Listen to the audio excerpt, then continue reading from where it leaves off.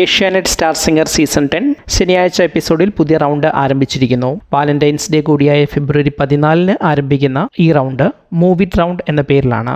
ഈ സീസണിലെ 19ാമത്തെ റൗണ്ടാണിത്. രണ്ടാമത്തെ പകുതിയിലെ 8ാമത്തെ റൗണ്ടും. മൂവ് ഇറ്റ് റൗണ്ട് എന്നതുകൊണ്ട് ഉദ്ദേശിക്കുന്നത് പ്രേക്ഷകരെ ആകെ ഇളക്കി മറിക്കുന്ന ഒരു പെർഫോമൻസ് എന്നാണ്. എപ്പിസോഡ് 60, 61, 62 എന്നിങ്ങനെ 3 എപ്പിസോഡുകളിലായാണ് ഈ റൗണ്ട് അവസാനിക്കുക. 60ാം എപ്പിസോഡിൽ ഷോ ആങ്കേഴ്സായ മിഥുനും വർഷയും റെഡ് തീമിൽ ഒരു വെഡ്ഡിംഗ് കപ്പിൾ അറ്റയറിലാണ് ഷോയിലേക്ക് എത്തുക.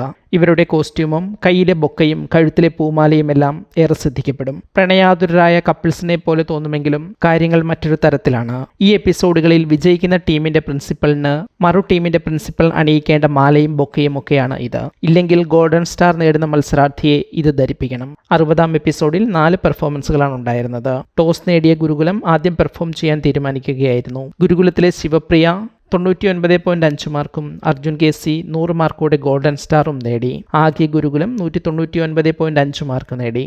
കോൺവെന്റിൽ നിന്ന് ഗൗതം പ്രസാദ് 98 മാർക്കും കൃഷ്ണശ്രീ 99 മാർക്കും നേടി. കോൺവെന്റ് സ്കൂൾ ആകെ 197 മാർക്കുകൾ നേടി.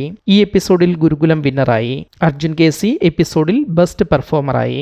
ഷോയിലെ ഓഡിയൻസായി എത്തിയിരുന്നവരുടെ സഹായത്തോടെ നിലവിലെ സ്റ്റാർ സിംഗറിലെ മെയിൽ കണ്ടസ്റ്റൻസിൽ നിന്നും അർജുൻ KCയെ Asianet star singer season 10 mister Romeo ആയി തിരഞ്ഞെടുത്തു.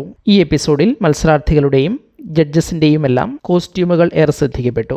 വാലന്റൈൻസ് ഡേയുടെ തീമിനോട് ഇത് ഏറെ നീതി പുലർത്തുന്നതുമായിരുന്നു.